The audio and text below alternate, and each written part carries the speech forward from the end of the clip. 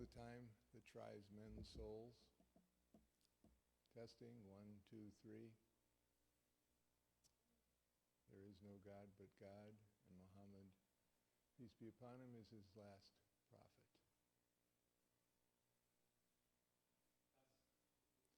Testing, testing, 1, 2, 3. Testing, 1, 2, 3. Testing. Good?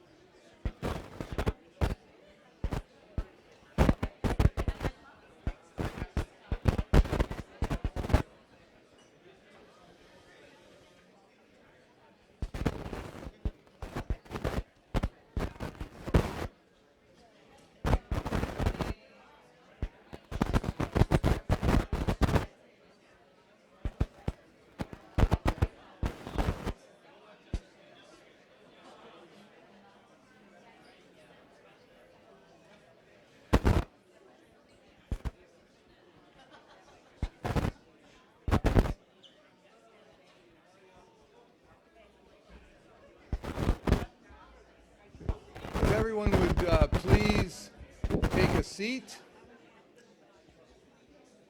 I'd like to get started in about 2 minutes, so if everyone would please take a seat.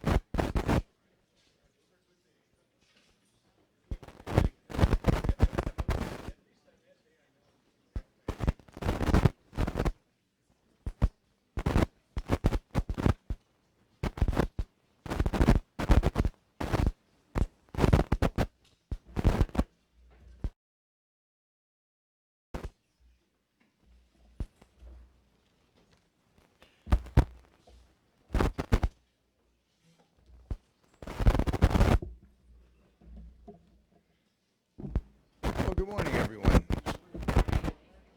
Assalamu alaikum. Thank you. So as everyone is taking their seats, I'm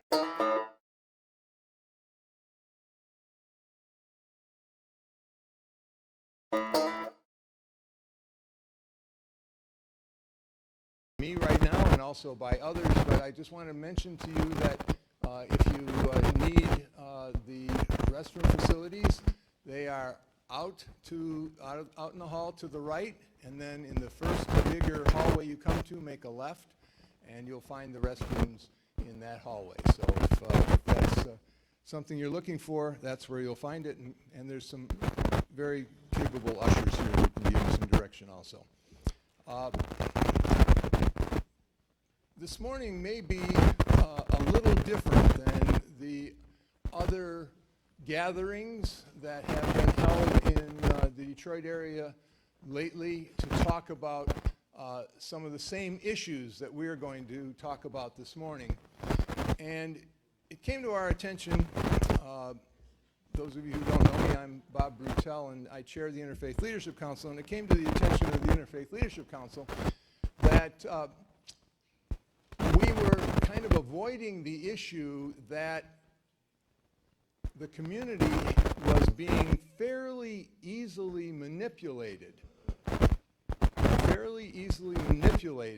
because we were quickly, as a community, abandoning our faith values in the face of fear. And so that was a real concern for us. And we thought we need to put together a gathering that will affirm our faith in the face of fear. And since so many people in the community, so many of the leaders of the faith community actually had been putting out very public statements about the situation that we find ourselves in, where a faith community is being vilified, where we are in the position of refusing to accept people who need our care and assistance, a situation in which we were willing to give in to our base fears. It seemed to us that this was a time for us to come together, to stand up to our fears, to make it a point that our official leaders are trying to guide us in a certain direction, and that we should be cognizant of the direction that they are trying to guide us in, and do that in a rather official way, where we would get together and have people from various faith traditions make the kinds of statements out loud that they've been putting in print.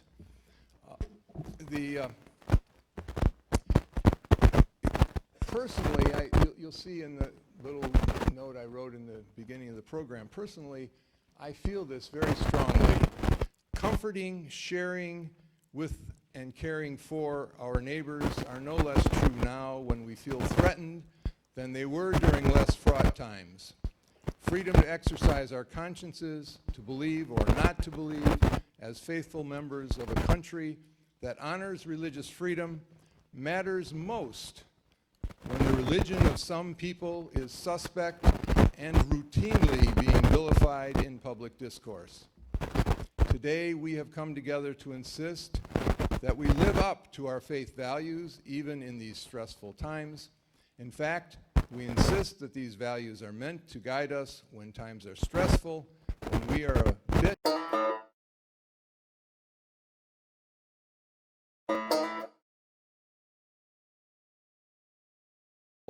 and so we thought that when we came together to plan this, we thought that it could not be just a one-off.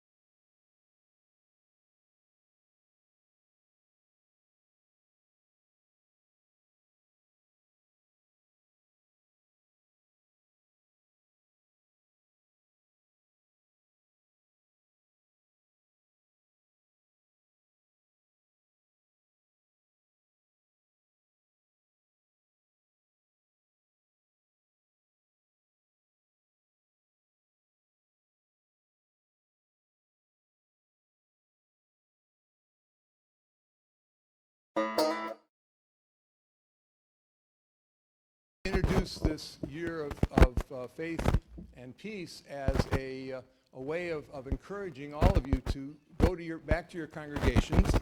We will ask you today, and I'll mention this again, to, if you wish, sign a statement of solidarity confirming our faithfulness and our support for religious freedom. You'll find the wording for this in the program book that we gave you.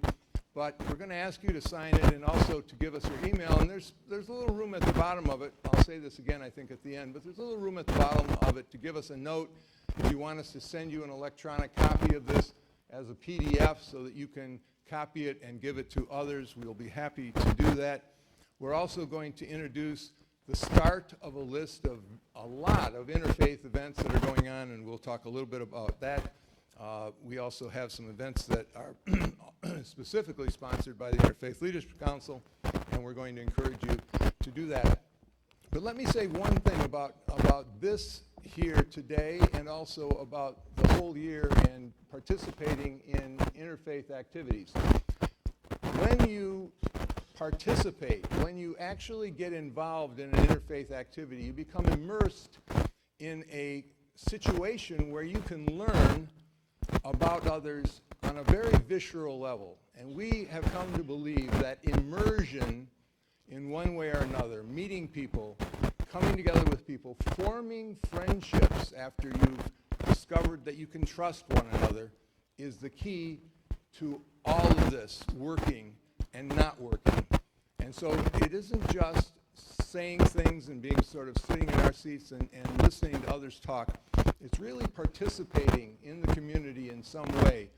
We are encouraging everybody to do congregational exchanges where not just the pastor and the imam would come into each other's spiritual spaces, but they would bring 75 or 100 congregants, and they would meet one another. And they would do this maybe on Friday for prayers and also in the mosque and also on Sunday morning at the church, or Friday at the synagogue or Saturday at the synagogue and Sunday morning at the church, so that we're actually participating in each other's spiritual practices and beginning to realize how deeply we feel these things. So that's all I'll say right now, and I'll try to also reiterate some of that at the end so that I can remind you as you're leaving about some of the things that we're trying to accomplish. And at this time, I'd like to introduce to you Pastor Fran Hayes, the pastor of Littlefield Presbyterian Church and the leader in the Dearborn Interfaith Association, and she will welcome us.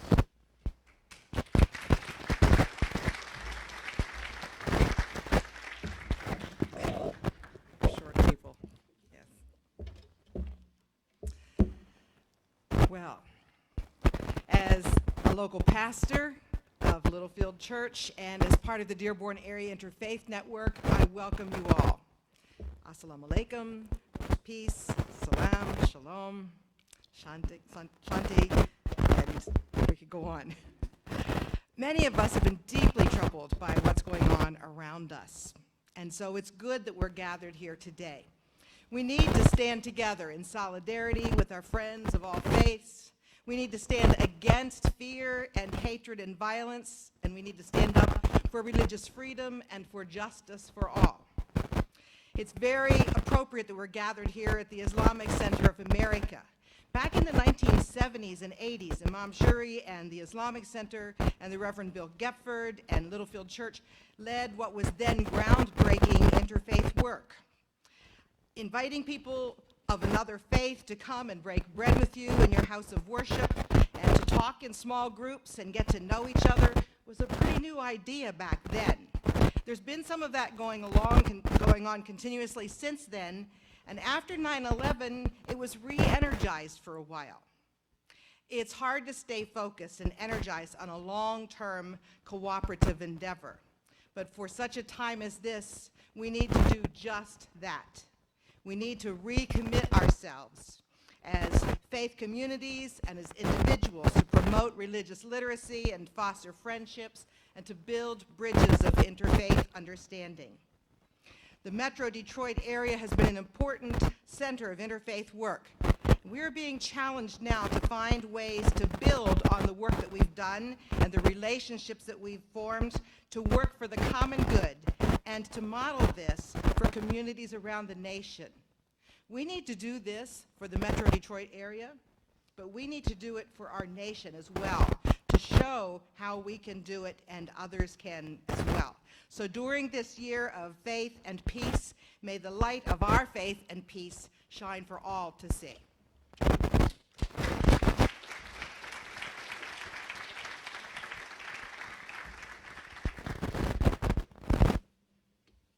Thank you, Pastor Hayes. So we are here in this wonderful, beautiful building, the Islamic Center of America, and we have two very kind people from this mosque who have been our hosts, who also want to welcome you. And so first, I would like to ask Sheikh Kazarouni to say a few words. Sheikh?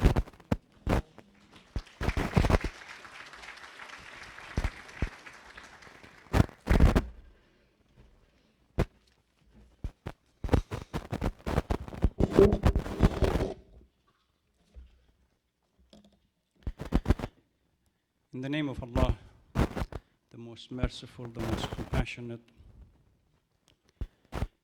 Ashab al-Samaha, Aya O'Reilly, Chief Haddad, distinguished guests, brothers and sisters, ladies and gentlemen, Assalamu alaikum wa rahmatullahi wa barakatuh. May the peace and mercy of Lord be upon you all. On behalf of the Islamic Center of America, I would like to welcome you here to this magnificent house of wisdom and worship. It's gratifying to look around and see some familiar faces, but faces of people, friends, colleagues that are conscious of the challenges that faces all of us and determined to make a difference. They stand in solidarity with us, the Muslim community, and we are grateful for the support that we receive. The gathering reminds me of a comment made by Reverend King in 1957 when he was writing for the newsletter of the newly formed Southern Christian Leadership Conference. Reverend King outlined the goal of that organization as follows. The ultimate aim of the SCLC is to foster and create the beloved community, where brotherhood is a reality, genuine, integrated living prevails, where the royalties transcend race, faith, and class to our nation. A community that rests on love but work for justice. I debated many hours with the late my Professor Vincent Harding at Islamic School of Theology on exactly what Reverend King meant by these words. Sometimes we agreed, sometimes we differed. May God bless his soul. I believe Reverend King challenged us to be conscious of three major issues. Number one, to be mindful of the absence of justice and the prevailing evil of racism, sexism, xenophobia, etc., in our society. Unless we are conscious of it and we are mindful that this exists, we are not going to concretely take step for changing. Number two, the yearning to build the beloved community that overcomes the primitive idea of racism, sexism, xenophobia as the paradigm for differentiation of members of the community. Instead, we go back to much more concrete ideas. And number three, which I believe coming together for this year, is part of that social activism and solidarity, what later came to be known or to be termed by the Christian liberation theologists to be called the praxis. And he himself worked the latter part of his life, at least the last 10 years of his life, for this particular purpose, to make that ideas and the goal of beloved community a reality, and he gave his life for it. I sincerely hope that this gathering will use 2016 as a year that we move closer to building such community. And so we translate it into reality, that beloved community would not stay elusive. And as it's a habit of Muslims, we always ask Allah to support, and we say God willing during this process. Permit me to end again as I started by thanking you all and welcoming you here to this Islamic Center and thanking you for being present and standing with us in solidarity. May God bless you all. Thank you very much.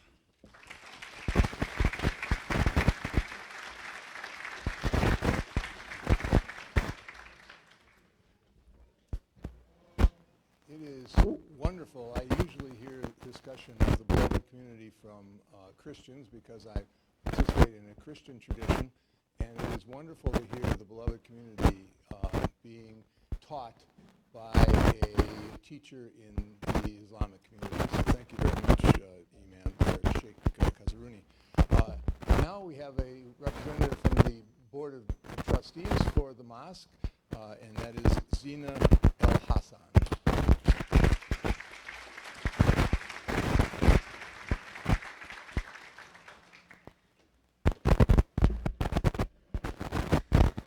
Assalamu alaikum wa rahmatullahi wa barakatuh. Bismillah ar-Rahman ar-Rahim. It's certainly difficult to follow that. It is my pleasure to be here this morning and stand amongst distinguished religious scholars, community members, activists, prominent intellectuals, and friends. We gather today in ecumenical spirit, wondering if we can help others find the common ground that our Divine Master has willed us to find. I was asked to say a few words about the importance of interfaith dialogue and cooperation, a concept in which I firmly believe, and one that is firmly embedded in the DNA of Muslim teaching. In saying things like this, that what we share in common is far greater than what separates us, that Islam is a religion of peace, that Islam is open-minded, that Islam, the religion, and not the perversion of it, is respectful of women, and so on and so forth. I find myself in the familiar position of defending my faith. I've spent a good part of my life, in fact, trying to prove what many refuse to believe. I'm not a terrorist. I'm not a bad person. I am a threat to no one. And I should not be condemned simply because I choose to worship God as I do, nor should anybody else. Most of the Muslim brothers and sisters gathered here today, I know, and I can say the same things about each and every one of them. In fact, I've done that time and time again. I know I'm not alone, and with all of you, your support and solidarity helps with that cause. There's not a person here today that would say or do anything different than I have said or done to place Islam into its proper light. And yet, here we are in the land of religious freedom and diversity, meeting so that we can find new ways to show everyone that we Muslims are like everyone else. After a while, you'd think people would catch on. But the harder we try, the worse it seems to get. Happens to be open season on Muslims. People who have never ever seen our Holy Quran, let alone read it, feel comfortable telling us what's in it is somehow inferior to other holy books. It's good politics to beat us up. It's bad politics to even talk sensibly and truthfully about what we represent as a faithful community. I'm supposed to tell all of you that the presence of Muslim brothers and sisters at other congregations will allow others to see that there are no horns growing from our heads and that our tongues are not forked. But that sets the bar really low. It plays into the notion that we have some sort of burden to prove that we are worthy to call ourselves Americans and claim the same rights that others are entitled to receive merely by the accident of their birth. It validates the twisted idea that it's all right for others to define us unless we prove in flesh and blood that we are worthy of the birthright of religious freedom that every American is supposed to enjoy. I certainly have no problem sharing and discussing my religious convictions. That's what we're doing here today. I won't run from them, ever. I am proud to call myself a Muslim woman, but the rejection of who we are and who I am, and what I believe is the problem of the people that do the rejecting, not ours. We should, of course, seek opportunities for interfaith dialogue. Indeed, today's rally and the next year ahead, and hopefully many years ahead, are really about civic engagement.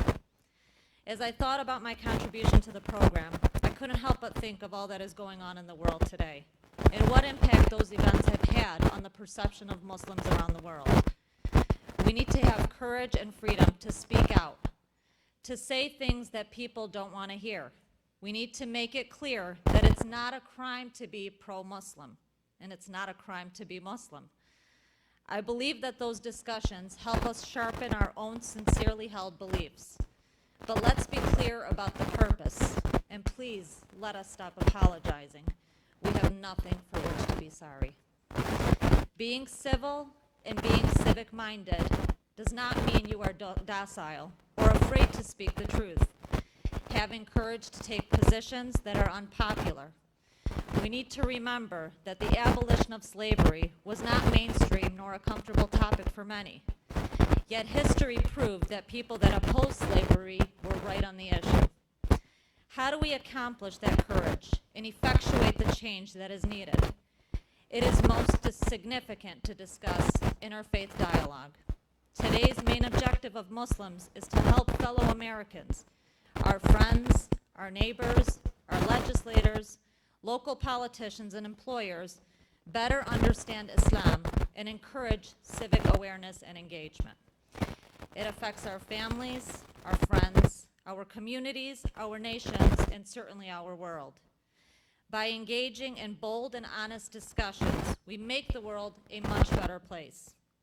I have learned that people and relationships matter, and they continue to matter beyond the next election or the next policy debate or the next act of discrimination or Islamophobic remark. They matter whether you are Christian, Muslim, or Jewish. While we are all unique, we are also part of the greater community that surrounds us. So let's work together to make sure the impact we make is far-reaching and constructive. I thank you very much for supporting us today, and may this next year and the many years to come, may we work together in solidarity and hopefully eliminate discrimination across the board. Thank you.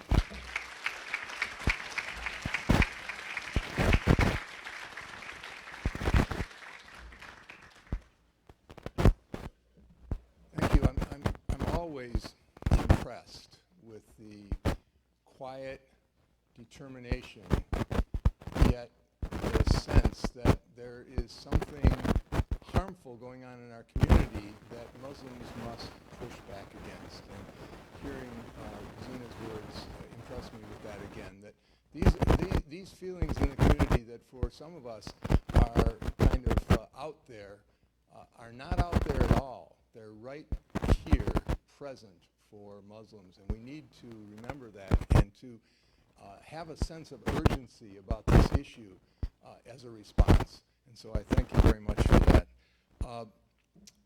So I mentioned in the beginning that there have been statements by almost all of the faith organizations that I'm aware of, and many of them were made available to us. And we thought that this morning, as I may have said earlier, that we should hear some of those statements and get a sense that while there is this huge public discourse that is troubling, that there is a unified voice among faiths insisting on a different kind of attitude and response in our community. And I know that some of you out there represent faith organizations that could also be a part of this program.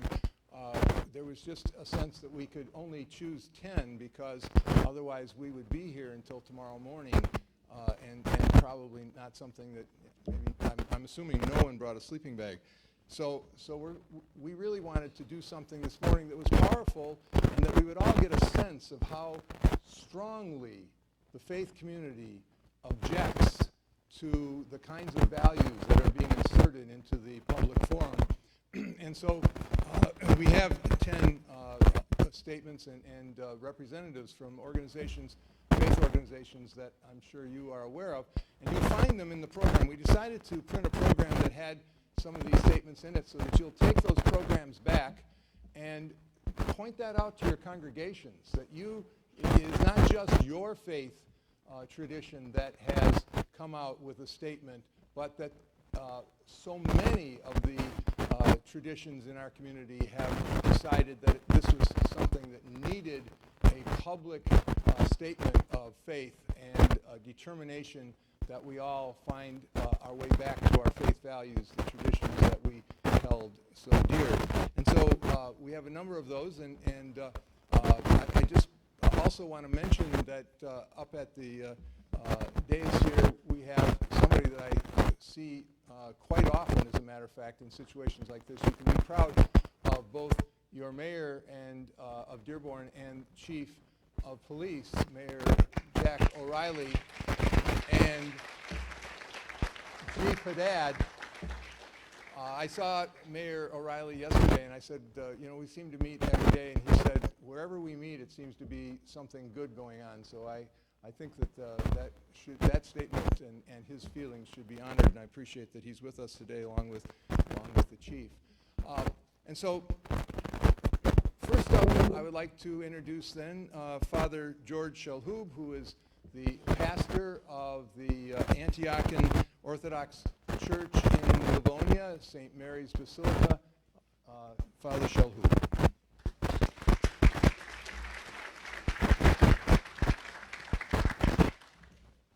Before I read my statement, I want to say something from my heart. I will challenge you,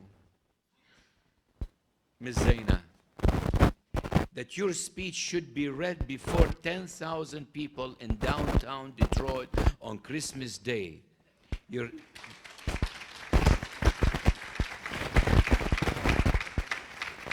We don't need to sing for the choir. But as Orthodox Christian, I have been here for so many occasions. We take to heart the commandment of God who said, أحبب الرب من كل قلبك. Love your God from all your heart, your soul, and your mind. But don't leave your neighbor. The question is, does the neighbor react in the same way to you? We have been seeing an alarming rise in recent days in the number of hateful and violent action which have been perpetrated against Muslim or those who are presumed to be Muslim. In Livonia, they identify me as a Muslim. There is no doubt that such a hateful rhetoric encourages those who may be inclined to violence to act out this violence. We condemn in the strongest possible term any act of violence against any human being. And we are reminded that all human beings bear the image of God and are to be respected as children of God. We also unconditionally condemn all acts of terrorism, such as the recent one in San Bernardino, in Paris, in Syria, in Iraq, in Egypt, in Lebanon, in Africa, who brought pain and suffering to all people. It's not enough to speak against hate.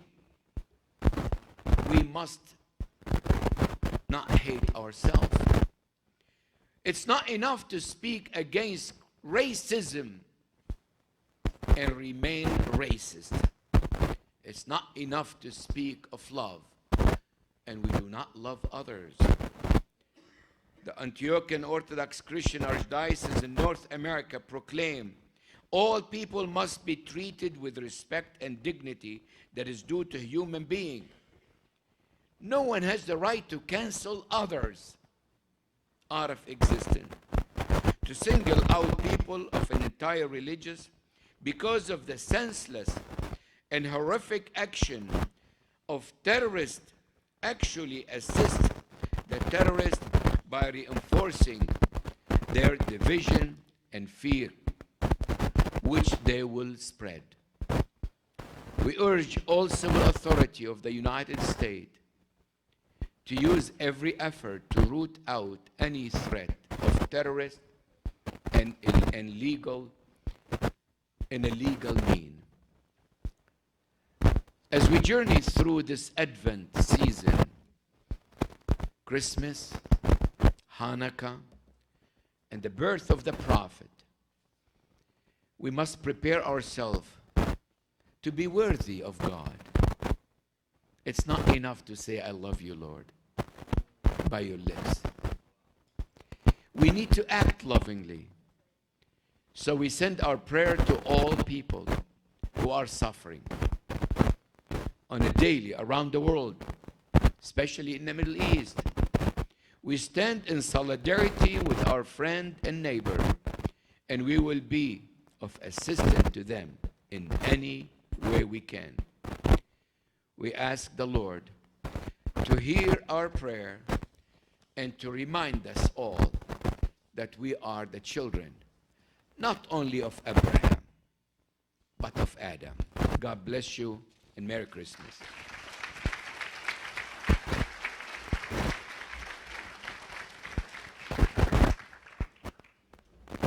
Thank you, Father Shahub. Just I'm wondering if I have everybody up on the days here. Has Hassan Singh and Rusha Kaur, are they here? If you are, would you come up to the front and we'll put a seat up here for you?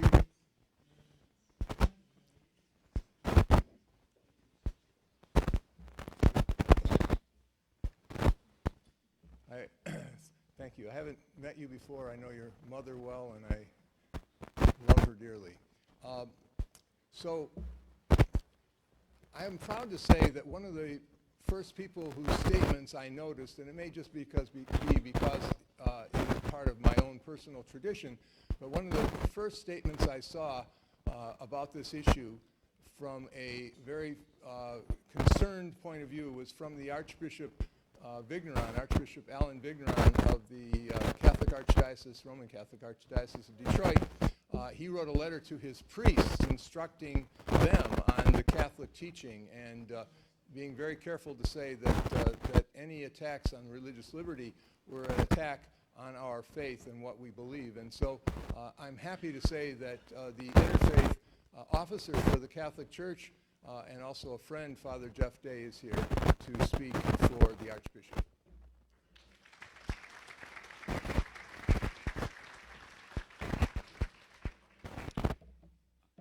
Unfortunately, the Archbishop himself could not be here, although he has on other occasions. I recall he took time on that very busy day during our Holy Week when Terry Jones showed up here. And he came, along with other religious leaders, to stand in solidarity with our Muslim brothers and sisters. Just to give a little background to this statement, the Archbishop wanted to be able to say something, but he thought, what is it that I want to say? And what he wanted to do was to remind people of what we teach as Catholics about Muslims.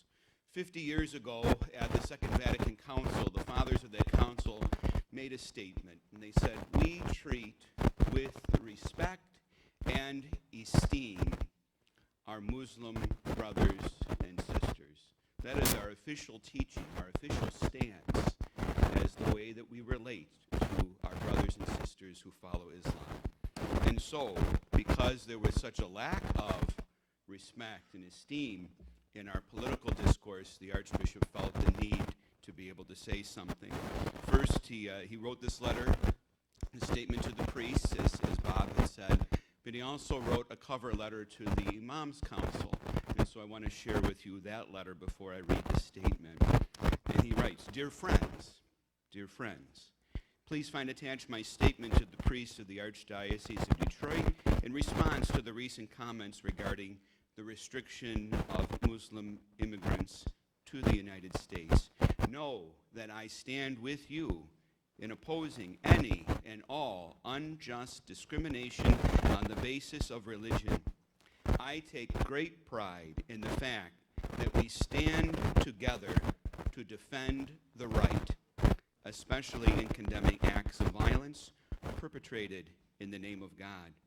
We have had a strong relationship working for the common good in Metro Detroit, and I look forward to many more years doing the same. Sincerely yours, Alan H. Vigneron, Archbishop of Detroit. And then in your program is the statement that he wrote to the priests so that we might share that with our people and that it might be made known to the public as well. In light of a recent public policy proposal put forth to restrict the immigration of Muslims into the United States based on their religion, I thought it would be helpful to remind everyone of the Catholic teaching regarding Islam. 50 years ago, the fathers of the Second Vatican Council taught that the Catholic Church treats with respect those who practice the religion of Islam. And for these past 50 years, Catholics and Muslims in southeastern Michigan have enjoyed warm relations marked by a spirit of mutual respect and esteem. While the Catholic Church refrains from weighing in for or against individual candidates for a particular political office, the Church does and should speak to the morality of this important and far-reaching issue of religious liberty, especially as our political discourse addresses the very real concerns about the security of our country, our families, and our values. We need to remember that religious rights are a cornerstone of these values. Restricting or sacrificing these religious rights and liberties out of fear, instead of defending them and protecting them in the name of mutual respect and justice, is a rationalization which fractures the very foundation of morality on which we stand. This also threatens the foundation of religious liberty that makes it possible for us to freely practice our faith. These are not only Catholic sentiments on these issues, these, I believe, are the sentiments of all Americans.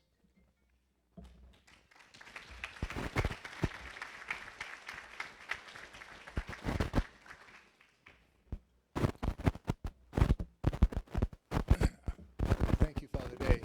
I know that if he could have, that Bishop Wendell Gibbs of the Episcopal Diocese of Michigan wouldn't be with us, but he also has an interfaith officer who has been working with us diligently for the last year, ever since he came to Detroit, and it seems like he's been here much longer than that at this point, so we're happy to have Reverend Canon Dr. William Danaher, the interfaith officer for the Episcopal Diocese of Michigan, to speak for the bishop.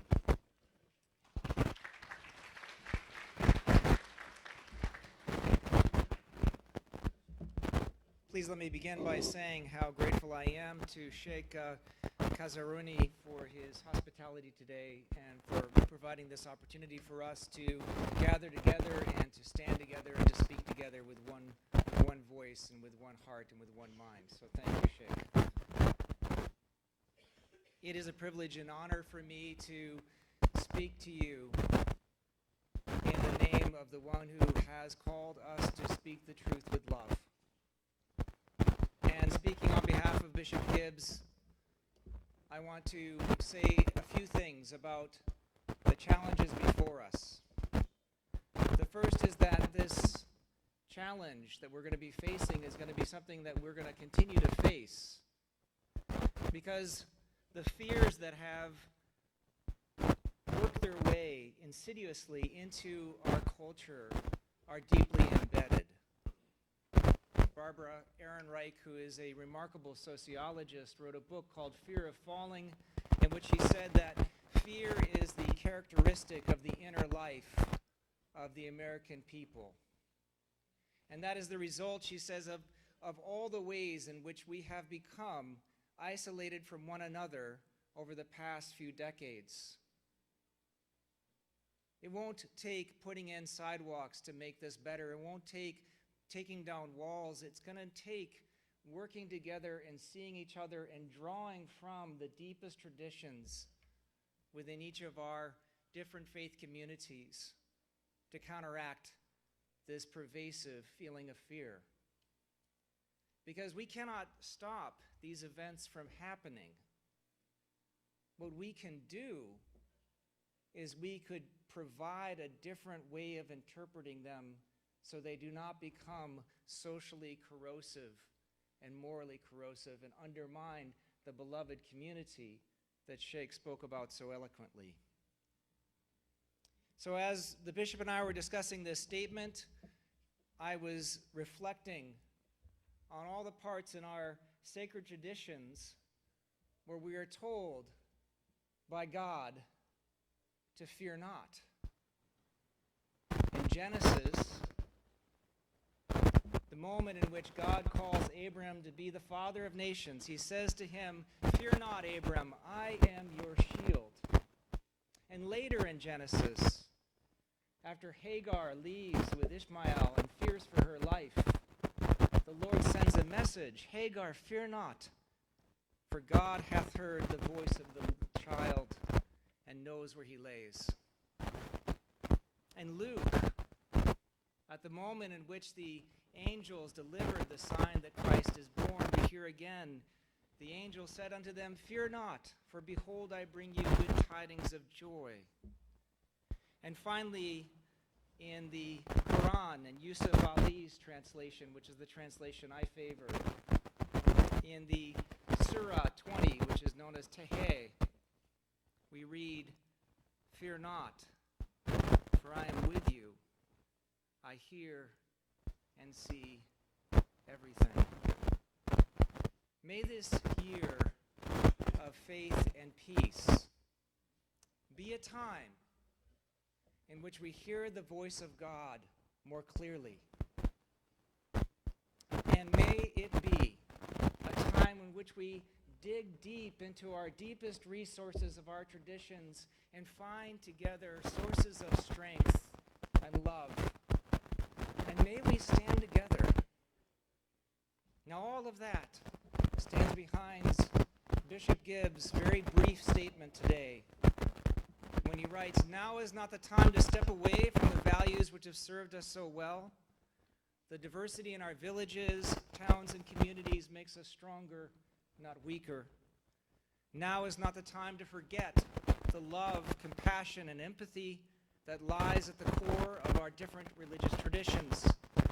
These ties which bind us to one another and are the only source of God's justice and peace. And as we celebrate our Lord's coming among us, poor and vulnerable, lying in a manger because there was no room for him, may we welcome one another with the love that calls each by name. And may this new year of faith and peace, sponsored by the IFLC, bring an increase of the same in our lives, communities, and nation. Thank you.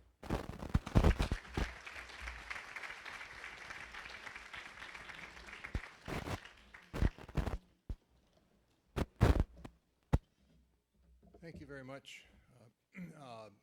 Should mention that Reverend Danaher is also the pastor of Christ Church Cranbrook, and it's one of the locations where we do the religious diversity journeys for 7th graders, and it's been a wonderful experience over these last several years, and we're very happy for that participation and for the participation of your community. All right, at this point, I would like to call Harnik Singh and Rusna Kaur of the Sikh community up to say a few words from the Sikh community. And as they are coming up, I want to mention that the Sikh community, because many of faithful Sikhs wear the turban, they are often seen by the community as Muslims and have often been targeted. And of course, if you've been paying attention, you know that even recently in the last week or so, there was a young person in Grand Rapids who was shot by someone who assumed that he was a Muslim. So this is a terrible circumstance. The president of the Interfaith Leadership Council happens to be out of town right now, is Raman Singh, and Raman just mentioned to me almost too casually that she was just a little worried her son was making his way across Florida, and she would feel a lot better when he was in his community and in the larger community of Miami. And that really moved me, that simple statement of a mother worrying about her son. This is real and visceral. And so thank you very much for being with us.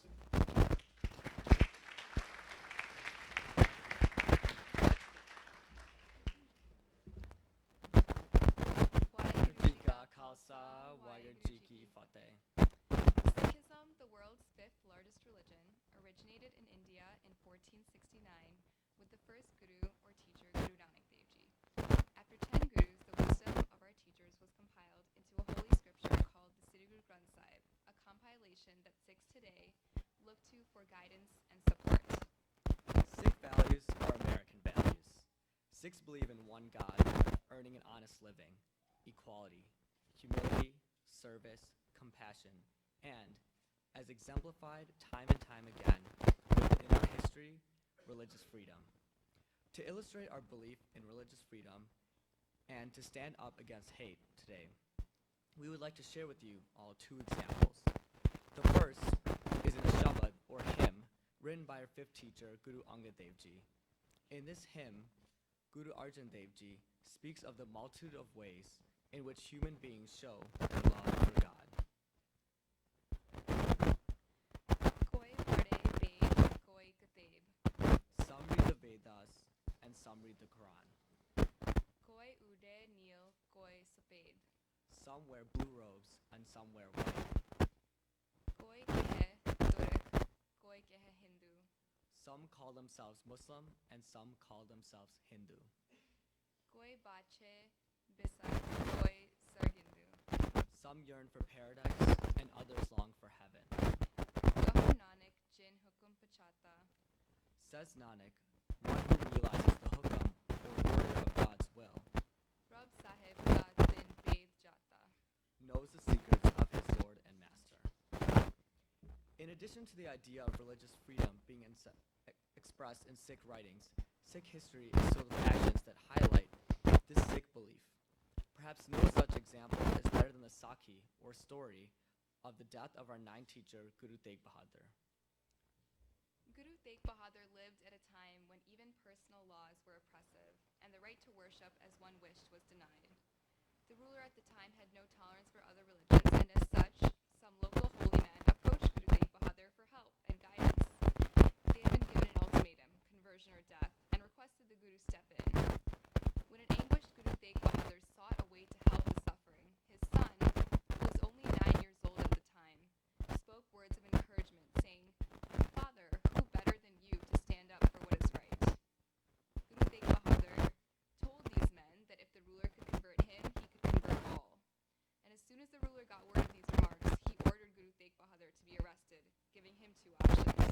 conversion or death by torture. Guru Tegh Bahadur refused, and after being tortured for many days, was finally beheaded while in prayer.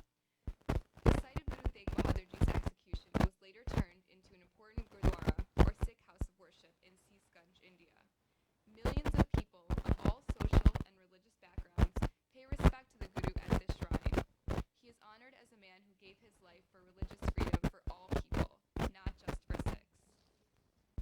Although the story took place hundreds of years ago, there is no greater time than now to reflect on the importance of religious liberty. It is intrinsic to the Sikh faith, and it is something that we pray for and work towards with our fellow religious communities, including our Muslim brothers and sisters, each day. To conclude, we would like to leave you with a line that ends our Sikh daily ardas, or supplication. Nanak, with the true name comes Charti Kala, undying optimism, and with your blessings, peace for everyone. Nanak Naam, Charti Kala, Tere Bane, Sarbat Tapala. Waheguru Ji Ka Khalsa, Waheguru Ji Ki Fateh. Thank you.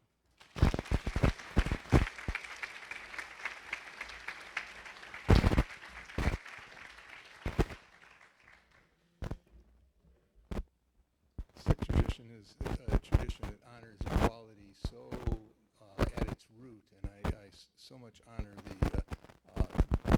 that faith and what I've begun to learn about it. So thank you very much, Harnik and Ushna.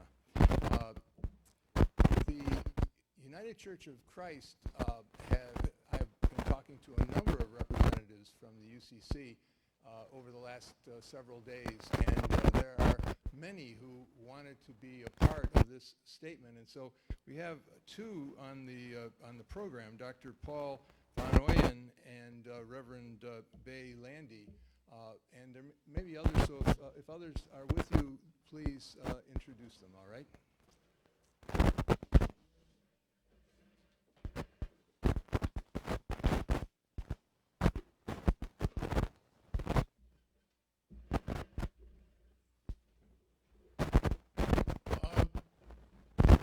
First and foremost, I want to bring greetings and welcome and words of support and solidarity with our Muslim brothers and sisters from my Holy Patriarch, my presiding bishop of the Pan-African Orthodox Christian Church, which the Shrine of the Black Madonna here in Detroit is a part of. There are churches in Detroit, Atlanta, Houston, and Abbeville, South Carolina, where we have our farm. We are nationally and internationally, as well as in Liberia and Africa, in support of our Muslim brothers and sisters. I bring special greetings from Bishop Nelson, and I bring special greetings from our pastor, Bishop William Mbayu Moore, Shrine of Black Madonna #1 here in Detroit. I also want to make it clear that what we're talking about in the program here and what you see going on here is representation from literally millions of people across the world who are in support and are standing with you in solidarity and willing to fight and protect and defend, because we've all come through this road one way or another together. My founder and first Holy Patriarch, Reverend Albert B. Clay Jr., the Honorable Jeramogi Baby Hajiman, taught us all that the Lord our God is one God, known by many names, revealed to all. And we all worship the one God. We all have the same parent in the book of Moses and the books of the Old Testament. So we all stand in solidarity together. Now, I'm going to introduce Dr. Paul Van Ooyen, who's going to read a statement from the United Church of Christ. But I would like all of us who are members in the UCC, which the Shrine of the Black Madonna is a part of, as a partner church, the Pan-African Orthodox Christian Church working in partnership. And would all of our UCC members who are present please stand currently. Thank you. Thank you. Our Vice Moderator, Reverend Dr. Gary Musamaki Bennett is with us, and I just wanted to introduce him representing our 28 churches in Detroit metropolitan area. And then Dr. Von Oyen is going to speak from our conference minister, Campbell Lovett, who could not be here. Campbell sent us to represent him and the churches across Michigan, 180 something churches across Michigan in support. So Dr. Von Oyen is going to now read from Reverend Lovett. Greetings, and this is Dr. Reverend Greg Larson from the Rochester United Church of Christ up here also. I'm going to just read the statement of solidarity with our interfaith partners in support of efforts to welcome refugees and immigrants to Michigan, because we think that welcoming immigrants is also part of our duty at this time. The core values of many religious traditions entail loving one's neighbor, seeking justice, pursuing peace, and doing unto others as you would have others do unto you. Recently, there have been regrettable statements inciting hatred between neighbors, provoking hostility toward fellow citizens, and fueling fear of refugees. The United Church of Christ has a long commitment to interfaith dialogue and partnership. In 1969, the denomination affirmed its relationship with the Muslim community and confirmed that commitment in interfaith dialogue with the Islamic Society of North America and the Islamic Circle of North America. In 2011, the United Church of Christ adopted a resolution condemning hostility toward Islam in the Muslim community. That resolution called for efforts of education about and engagement with people of other faiths and for speaking out against religiously and racially motivated hatred and violence. In the spirit of past actions of the United Church of Christ, the Michigan Conference stands with our faith partners, Muslims in particular, to speak out against recent threats to our sacred convictions and religious liberty. In solidarity with interfaith leaders in Michigan, we pursue peace, seeking to increase understanding of our diverse spiritual practices, foster opportunities to gather for dialogue, and work for justice with the marginalized and the oppressed. In solidarity with interfaith leaders in Michigan, we stand shoulder to shoulder in unity. When words of suspicion and distrust are spoken about one of our number, we rally together. We support our Muslim brothers and sisters in this time of vilification, and we give thanks for the many ways they so richly enrich the business, religious, cultural, and civic life of our state. In solidarity with interfaith leaders in Michigan, we support all efforts to resettle refugees in our state. Men, women, and children are fleeing war-torn countries in search of safety. Now is not the time to turn them away. They are our neighbors, and neighbors who need our love and compassion. We encourage all houses of worship to provide humanitarian support and neighborly care for all refugees and immigrants settling in Michigan. We invite all people of goodwill of every faith, and even if they have no faith, to join us in speaking up and reaching out for an increase in understanding, compassion, acceptance, and peace. Thank you very much.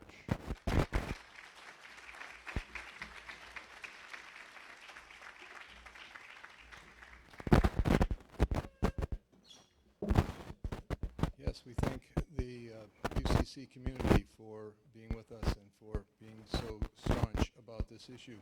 Now I'd like to invite the Vice President of the Ecumenical Theological Seminary.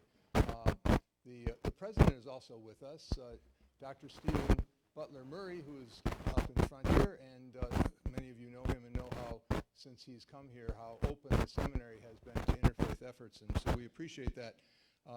We have Dr. Kenneth Harris with us, the Vice President of the Ecumenical Theological Seminary, to say a few words in behalf of the seminary. Dr. Harris.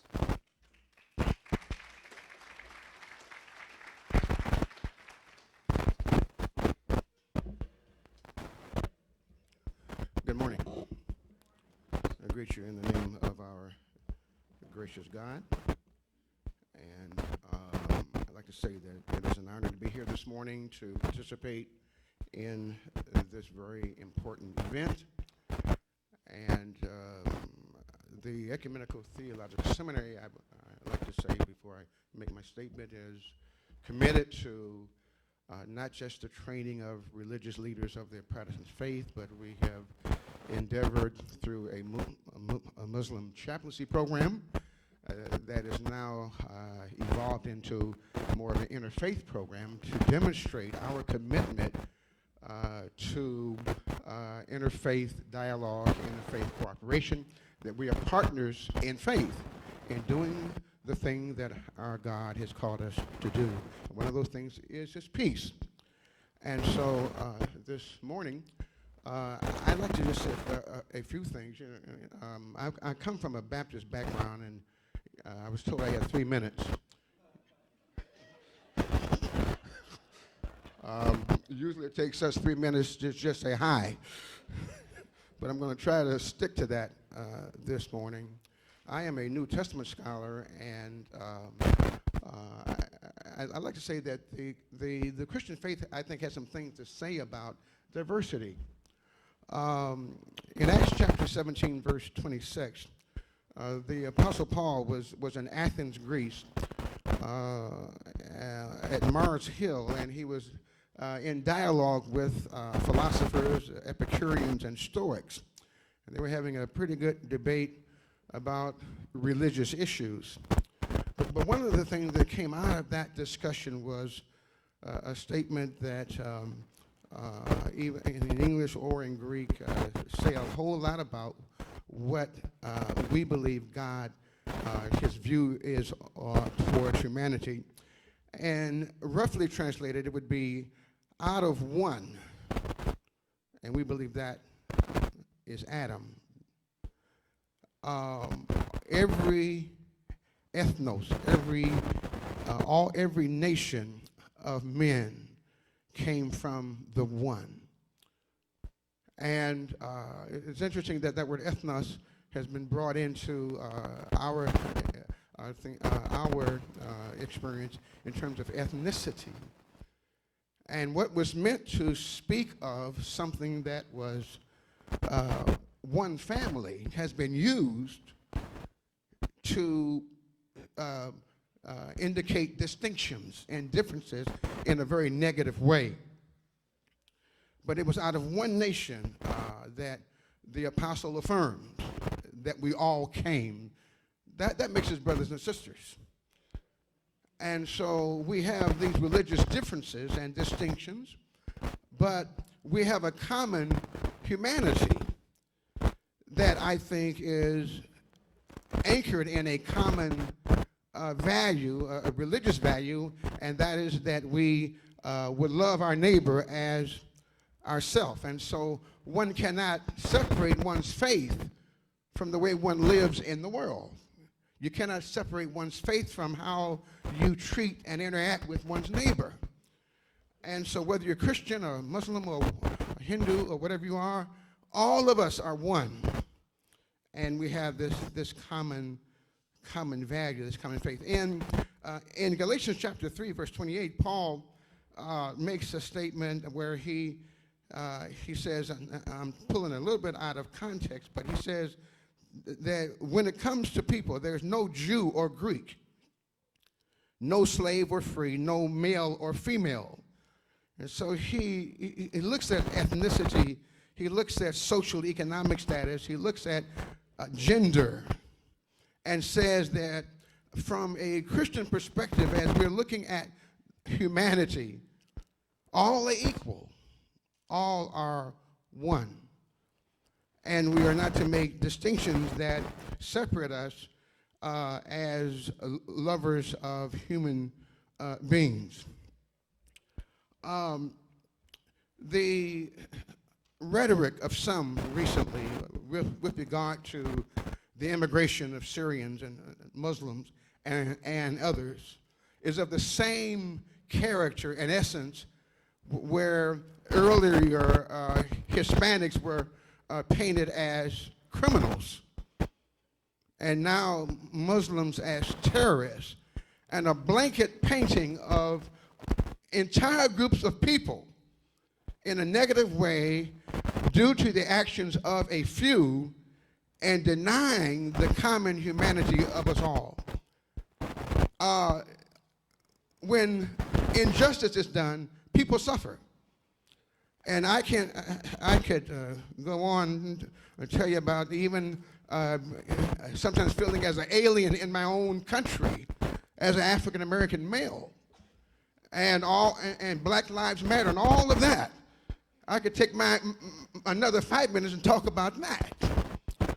And a lot of that being fueled by religious ignorance and bigotry. And a lot of the things that the injustice against one group against the other is almost always has a religious link somewhere, where religious bigotry and ignorance fuels violence and mistreatment of others. We repudiate statements made recently, and I won't call any names because I don't want my blood pressure to go up. But we repudiate the foolishness and the ignorance that would characterize an entire people in ways that are un-American and inhumane and worthy of all of our condemnation. There's a statue in New York City that stands with open arms. And on that statue is engraved, as I close, the words of a woman by the name of Emma Lazarus. And it's said, and it goes something like this: "Give me your tired, your poor, your huddled masses yearning to breathe free, the wretched refuse of your teeming shore. Send these, the homeless, tempest-tossed to me. I lift my lamp beside the golden door." And what is the door? The door to a nation that celebrates freedom. All of us, our faith celebrate. This statement comes, I think it was put there because it celebrates a nation that celebrates diversity. You know, I think as people of faith, there's a difference between tolerating diversity and celebrating diversity. I celebrate you today. I hope you celebrate me. I pray that we will work together in the coming months and years to sound aloud our solidarity in this effort to love one another. Thank you.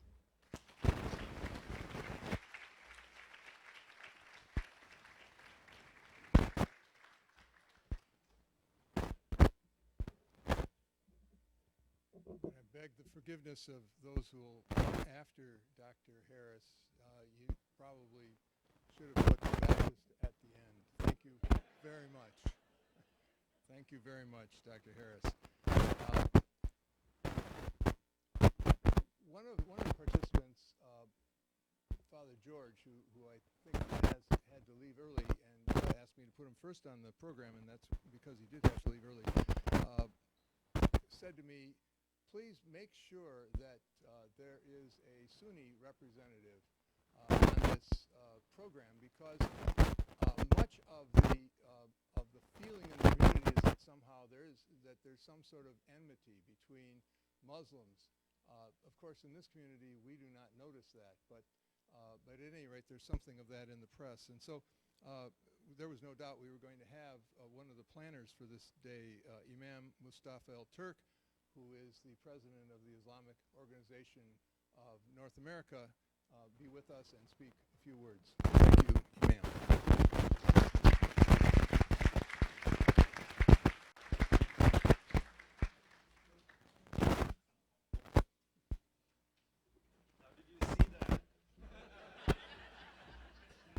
Take note of that. Thank you, Bob.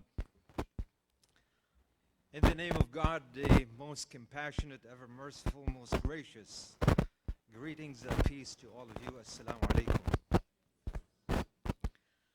Our founding fathers had a great vision.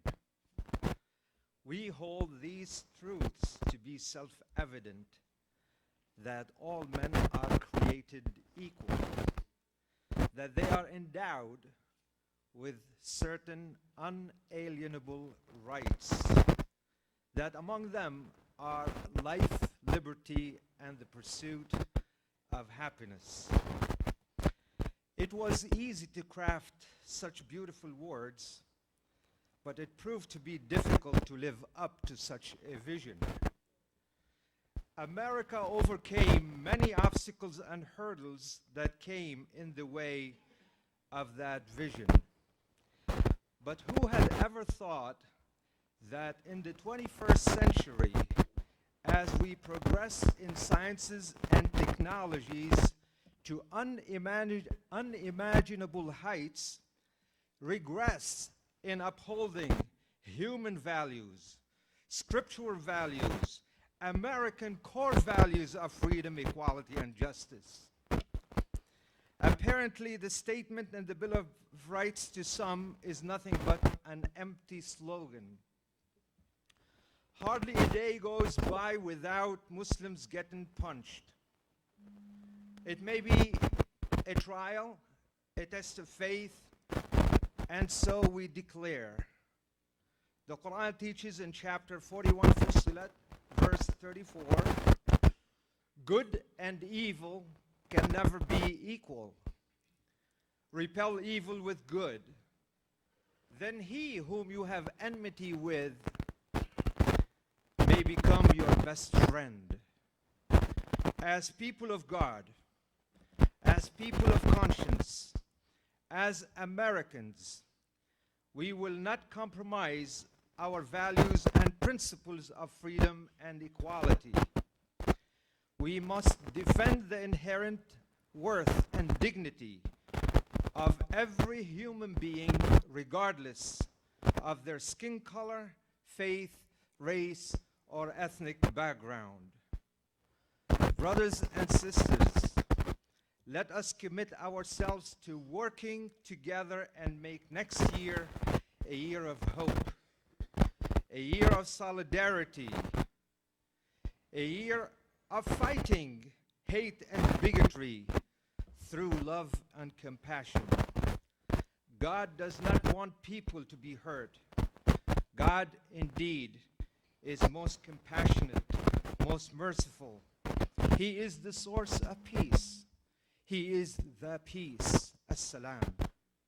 The Prophet Muhammad, peace be upon him, and the believers conclude their daily prayers with a beautiful supplication. Allahumma anta salam wa minka salam tabarakta ya dhal jalali wal ikram. O God, you are the peace. Peace comes from you. Blessed you are, O possessor of glory and honor. Let us make next year a year of faith and peace. May God's peace be with you all, and thank you so very much.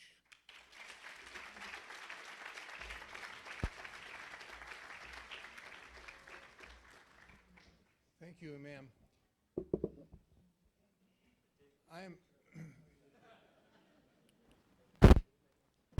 That's just not symbolic, that's true.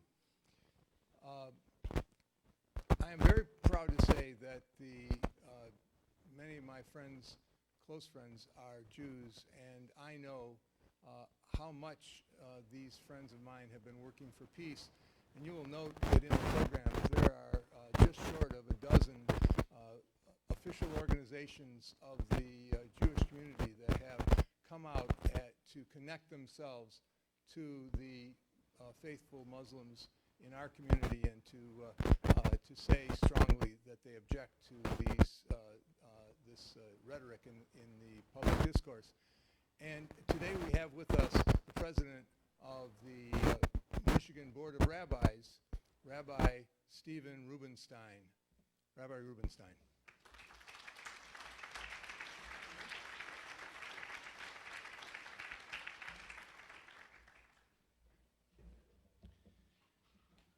It's an honor to be here.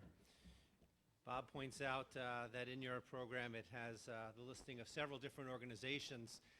It's interesting because I'm sure we're not alone, but we say that, 2 Jews, 3 opinions. And normally that would be the case, and you might think that from a cursory look at this page, why would you need so many different statements? But in fact, as you look at them, they all say essentially the same thing. 2 of those organizations, the Anti-Defamation League and the JCRC, the Jewish Community Relations Council, their professional heads are here in the room. We want to acknowledge them and their organizations and thank them for their statements. The great sage Rabbi Akiva taught that the most important verse in the Torah and the 5 books of Moses is V'ahavta l'reacha kamocha. You shall love your neighbor as yourself. It's really a beautiful verse with far-reaching implications for how we should think about ourselves and how we should think about others.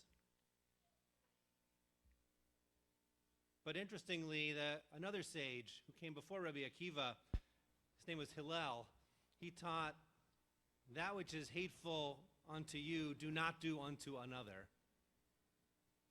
And for generations, Jews have been trying to figure out why he would put this in the negative. Why not just say, what you love, you should do for another? Or as the Torah put it, you shall love your neighbor as yourself. Why did he change it? And one way of thinking about this is to recognize that while it's worthy to love another, it's hard to know what will make another person happy. But while striving to love your neighbor, Hillel wants us to know that in the meantime, we can set our goals a little more modestly, but no less powerfully, I think. All you have to do is know what hurts you and make sure not to do that to another person. I often tell my congregation how fortunate the American Jewish community is to live in the United States of America. And one could argue that no Jewish community in the very long history of the Jewish people has ever enjoyed the freedom and security that we currently enjoy. The promise of the United States is unparalleled in human history. And the results of that promise, though imperfect, I would argue, are also unparalleled. But the road is long, and we live through a moment of fear based on the reality of the violence that exists in our world. But we need to take great care to deal with the dangers and our fears in ways that don't sacrifice our American values, pluralism, freedom, security. We need to deal with them in ways that don't sacrifice our religious values, respect for the image of God in each of us, and the active pursuit of peace in our world.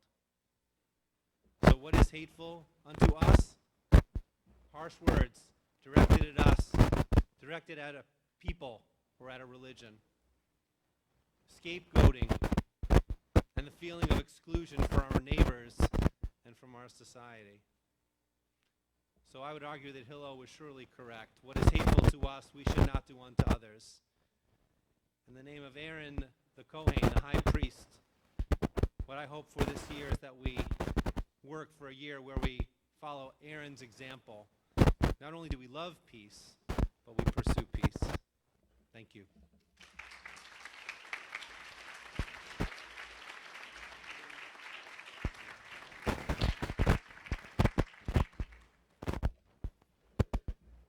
Thank you, Rabbi. I've said for a while that of the things that our communities need to do is recognize that we have some common things that we could, that occur in all communities, and unfortunately bigotry is one of those, and we could unite and put aside some of our differences on the basis of the fact that we have some very sharp things that we could work on together to blunt those efforts of bigotry. The Hindu community is very active in the interfaith efforts in our community, and is no less so active in the Plymouth Canton area, where they have had many interfaith events.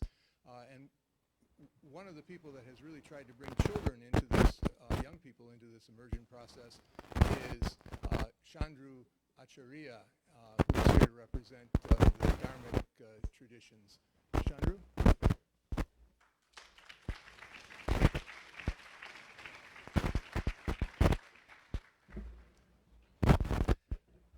Thank you, Bob. Brothers and sisters, namaste. When I say namaste, in the Hindu tradition, what I say is, I bow before the divinity I see in each one of you. So whether you are a Hindu, whether you are a Muslim, whether you're a Christian, when I look at a human being, I look at divinity. I see God's hand in every creation. And that's why when we meet each other, we say namaste. There are two profound philosophies in the Hindu civilization that are often go unnoticed, and people try to understand them. When we go to religious diversity classes conducted by the IFLC, we have children coming up to me and asking me, what kind of a Muslim are you? And then, I don't take it as an offense, but I just think about the ignorance and the lack of education that people, just based on my color, think, I'm predisposed. I am a Muslim. The two philosophies which are very profound are Ekam Sat Vipara Bahuda Vadanti. It's the foundation of the scriptures of the Hindu civilization. I always say that the Hindu Dharma is not a religion based on faith. It's a civilization based on freedom of faith. Because the first statement says that God is one, but the paths are many. And we say the second part is that Vasudeva Kutumbakam, which means that the entire universe is your family. It's just not people who pray together, people who look like you. It's just not living beings. We have responsibilities not only towards all human beings, but all living beings, and also towards non-living entities like rivers, mountains, like the air. Talk about the pollution that we create. And we say that we have a responsibility towards everybody because Vasudeva Kutumbakam, the entire universe is a family. So you should be very careful about every action. Now, with this philosophy, when their paths are many, it really does not, in the Hindu civilization, it's not important. The son and the father could have two different belief systems and live in the same house and respect each other because the paths are many. So for us, and sometimes it's very foreign because, our civilization is not based on faith. It's just based on freedom of faith. So last week, when on my son's birthday, his 21st birthday, I and my wife were discussing, having some pillow talk and deciding how do we celebrate it. And we decided that let's invite our interfaith friends and call them for dinner.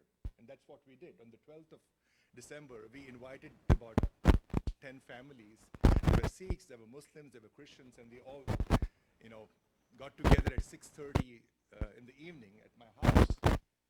And at 8 o'clock at my house was attacked. There were eggs thrown on my house. At my house, there was toilet paper all over. My car was shrink wrapped. And, I found it so hard to believe that, this is the United States of America. We talk about tolerance, and, just because you see some folks in the subdivision who look a little different, who have turbans on their head or maybe scarves on their head, you think, you have the right to go out and attack this house because they are different. And when you look at the media, you find that, there are politicians all over making some loose comments for a few political gains. And they don't see the collateral damage. I've been in this country, I'm born in India, I've been in this country for about 15 years. And it was only in that moment or that second that I thought maybe I was different, I was not equal. I never felt that before. And mind you, I'm not a terrorist. I'm not a Muslim. No offense, but but I'm being attacked because of my ethnicity. So, it just goes to say that, there is absolutely zero understanding in the larger society, and the interfaith work needs to be carried out much further and much more vigor. And we within the community are inviting other folks to join in our effort to make sure that there's pluralism and there's respect for every faith and people who don't have faith. Thank you very much.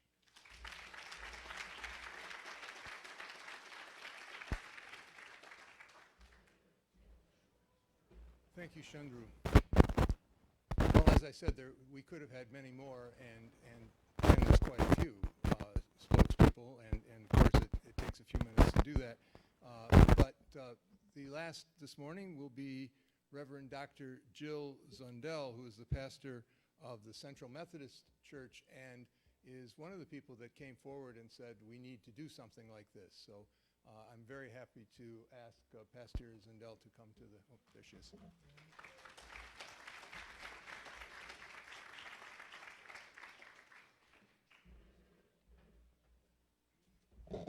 I have two daughters, and when they graduated from high school, when their name was called, because it was the last name, they got the most applause, and it broke my heart to tell them it wasn't for them. It was because it was the last speaker.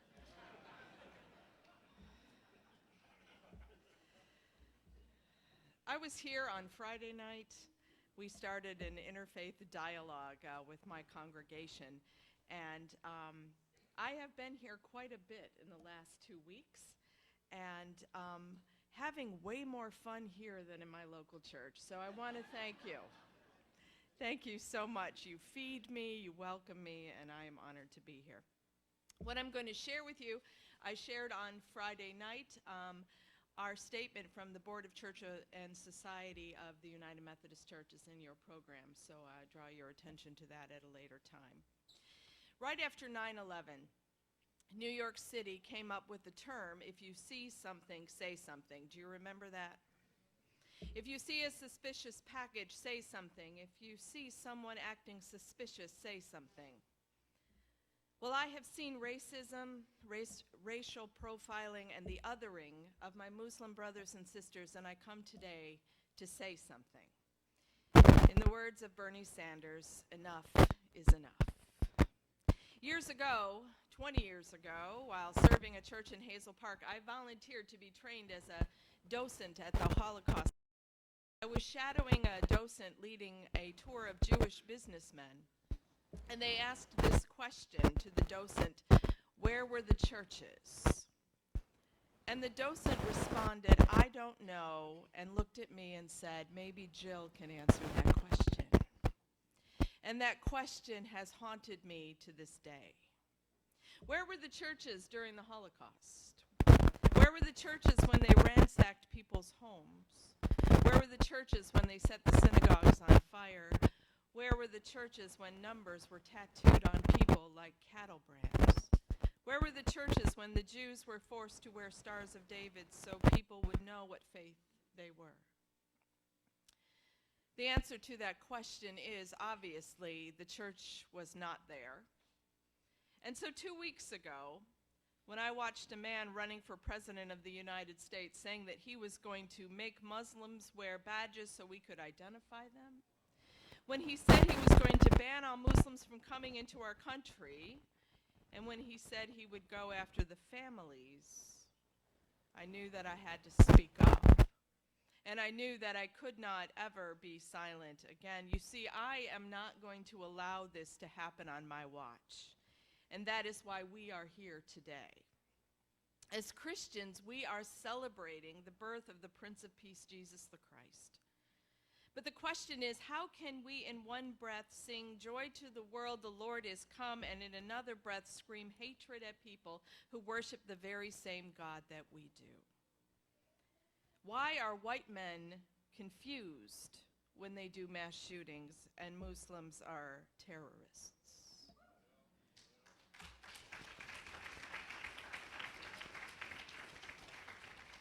So many questions, so few answers, but we start today. Today is a new beginning. 2016 could be, perhaps, when we can put the rhetoric aside and really listen to each other, not just wait for that person to stop speaking before we can talk back to them, but actually take the time to listen to each other.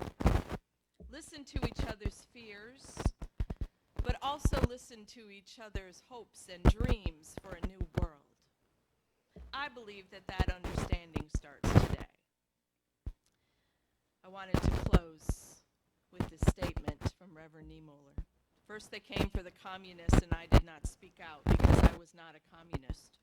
Then they came for the socialists and I did not speak out because I was not a socialist. Then they came for the trade unionists and I did not speak out because I was not a trade unionist. Then they came for the Jews and I did not speak out because I was not a Jew. And then they came for me, and there was no one left to speak out for me.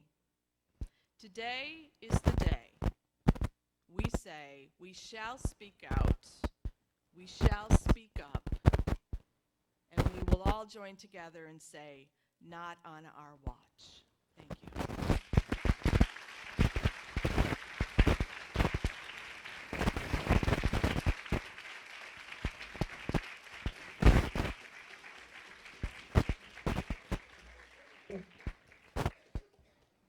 Dr. Zundel, I can assure you that that applause was not just because you were last. Very, very profound words.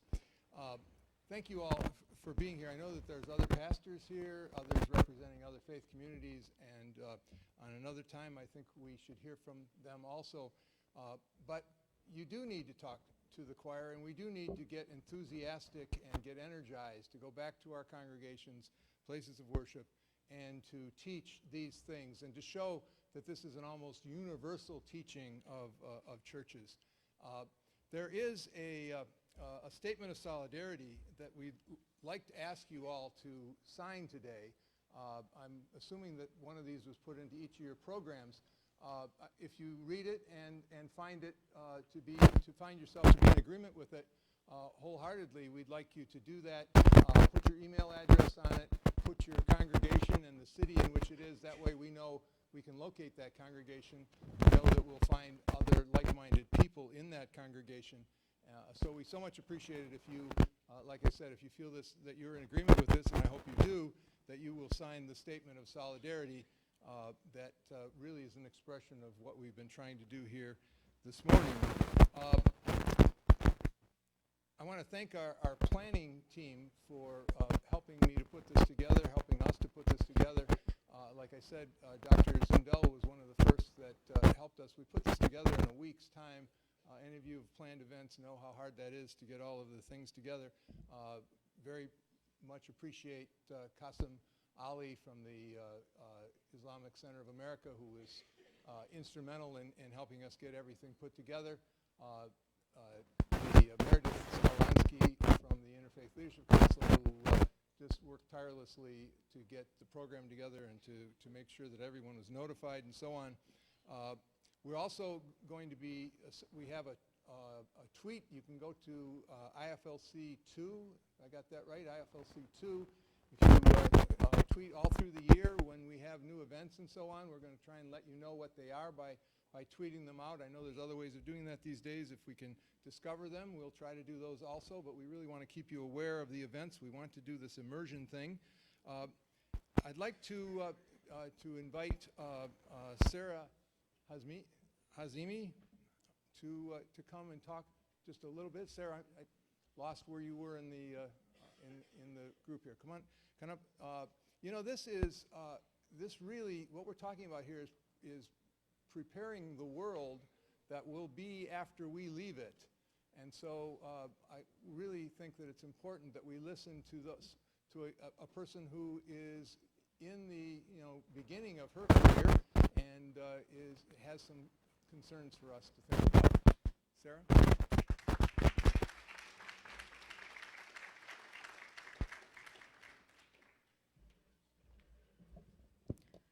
We're respected religious scholars, leaders, clergy, family and friends, brothers and sisters, Assalamu alaikum and peace be upon you all. Please allow me to introduce myself. My name is Sarah Hazimi, and it is truly an honor to be able to speak before you today and express, I've never seen a more beautiful sight than before me today, with people of all faiths and all religion standing together in solidarity to make 2016 a year of faith and peace. So please give yourselves a huge round of applause.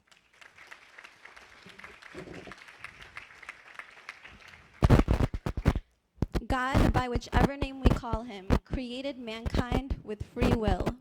He called on us to worship him, sent guides and prophets to direct us to the best means of worshiping him.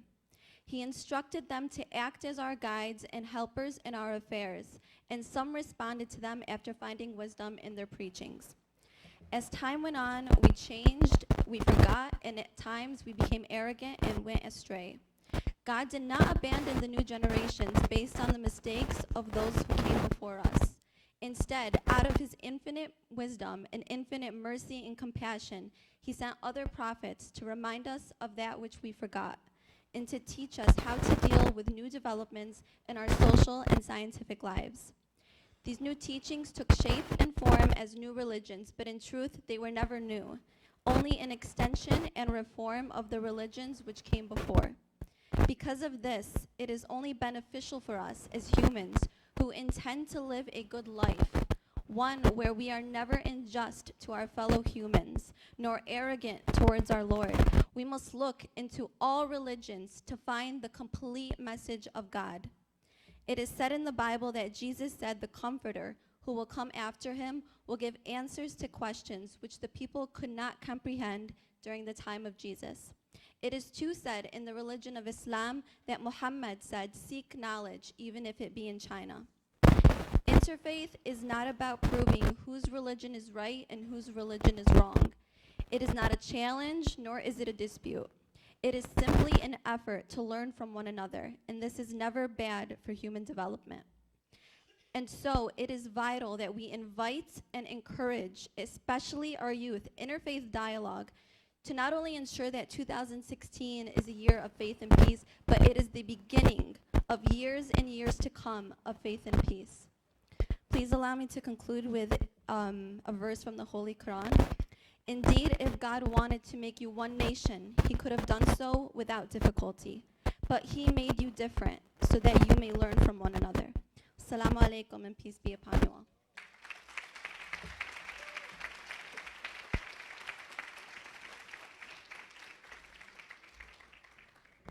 Thank you, Sarah.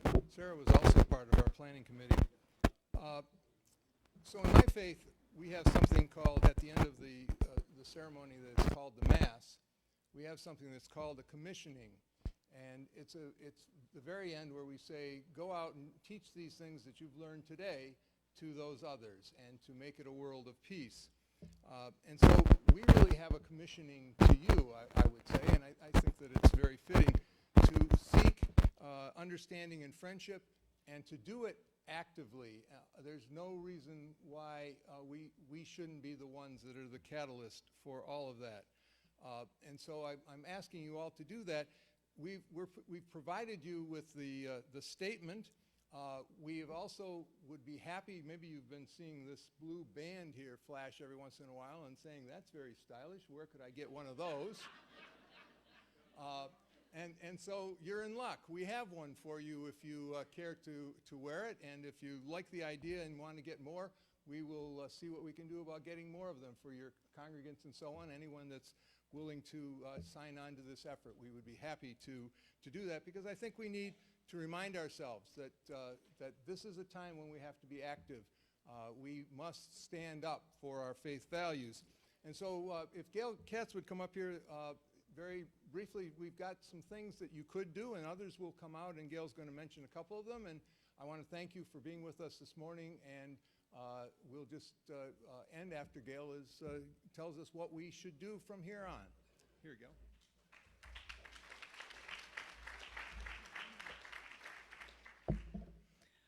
Well, the Interfaith Leadership Council is all about education. So 2016 is going to be a year of faith and peace and education. So one of the things we're doing is impacting our youth. We just heard about our youth. We are running a program called the Religious Diversity Journeys, which got started 13 years ago and has tripled since the Interfaith Leadership Council has taken it over. So we are teaching 7th graders who study world religions in their social studies in their public schools, and we are impacting Metro Detroit.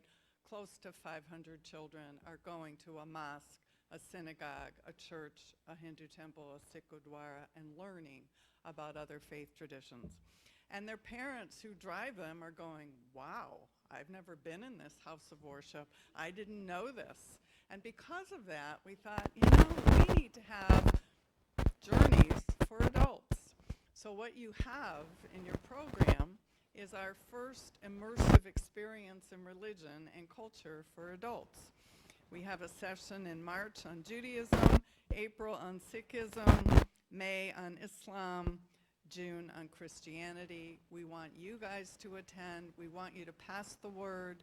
We want the people that are throwing eggs at Chandra's house to attend these sessions so we can educate and break down the fear and the stereotypes that are out there. The other program that has been taken over by the Interfaith Leadership Council is the World Sabbath. It is mentioned in your listing of many, many things going on by many organizations in Metro Detroit. But the World Sabbath is a program that's been going on since 2000, started at Christ Church Cranbrook, and for the 17th year now will be at Fort Street Presbyterian Church in Detroit. We are impacting our youth. We have children, 3rd through 7th graders make peace banners. They are called Children of Peace.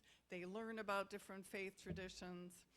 And we have young people giving prayers for peace. We have dances and chantings and drummers and all kinds of people coming to take part in this. So March 6th, 4 o'clock, Fort Street Presbyterian Church. More information, go to worldsabbath.org, and the whole program is being put up there. So we need you to spread the word about education, to take part, to tell people about it, and take a look at all the wonderful events that are going on in Metro Detroit. We are very lucky to be living in this community, and I thank you all for coming.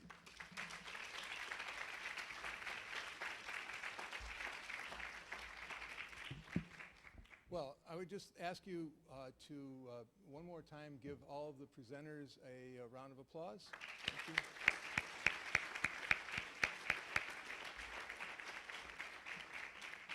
I think this has been a wonderful morning. If you are active in the social media, would you please do whatever you can to send this 2016 a year of faith and peace. We will provide people with lots of information about what's going on. There are a number of interfaith organizations in this community. We're very lucky to have them.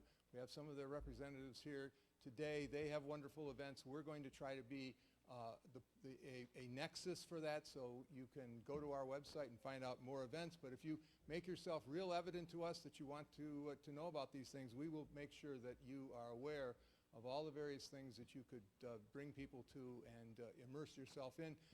One of the things that I have discovered, and to my great delight, is the fact that anytime I'm in a community, a Muslim community or an Eastern religious community of any kind, it seems like they cannot help but offer us the hospitality of some food. And so we are grateful to our hosts. There is some food in the back.